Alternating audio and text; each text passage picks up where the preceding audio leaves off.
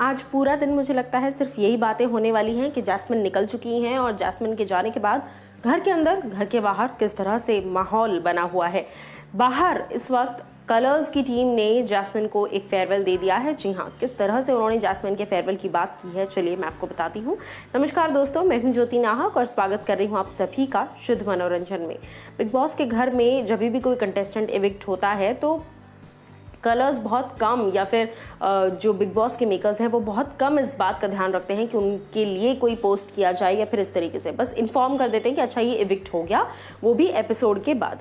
लेकिन अब इस वक्त वूट पर एक पोस्ट शेयर किया गया है कलर्स की टीम की तरफ से और कहीं ना कहीं ऐसा लग रहा है कि कलर्स फैंस भी जो हैं वो काफ़ी ज़्यादा, बिग बॉस फैंस जो है, कलर्स के मेकर्स जो है वो काफ़ी ज़्यादा अपसेट है इस बात को लेकर। जी हाँ, कलर्स के ऑफिशियल पेज, वूट कह लीजिए, कलर्स कह लीजिए, एक ही बात है, वो लिखते हैं an eviction that left us heart broken, do you agree, hashtag असली फैंस। कहीं ना कहीं कलर्स भी इस बात को पूछ रहा है और कह रहा है कि ये एक ऐसा इविक्शन था जिसने हर किसी को हक्का बक्का छोड़ दिया, जिसने हर किसी को कहीं ना कहीं बहुत ज़्यादा हार्ट ब्रेक दे दिया।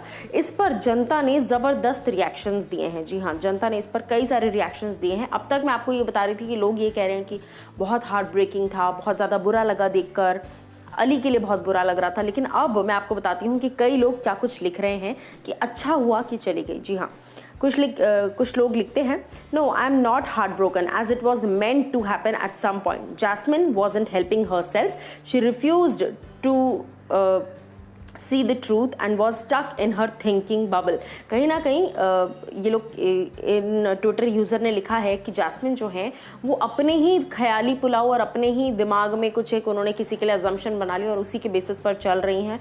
वो सच्चाई देखने से हमेशा झिझकती है, ठीक है। और फिर वो लिखते हैं, now it will be good for her to watch the show and see where she went wrong, regression proved critical for her when potential was there. कहीं ना कहीं उनका खुद का गुस्सा, खुद की नेगेटिविटी उनके लिए गलत साबित हो गई और जब वो बाहर जाकर खुद के एपिसोड्स देखेंगी तो शायद वो समझ पाएंगी।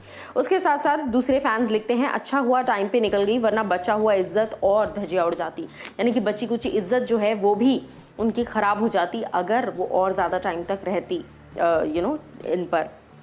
उसी के साथ साथ कई लोग ये लिखते हैं that she was the most deserving contestant. Well, ये बात मैं भी अग्री करूंगी। देखिए, पॉजिटिव है, नेगेटिव है, वो बात की बात है, लेकिन एज अ कंटेस्टेंट, क्योंकि वो शो को काफ़ी कंटेंट दे रही थी, चाहे वो अच्छा हो या बुरा हो, ऐसे में वो डिज़र्व ज़रूर करती थी शो में रहना, ऐसे में वो शो से निकलना डिज़र्व नहीं करती थी।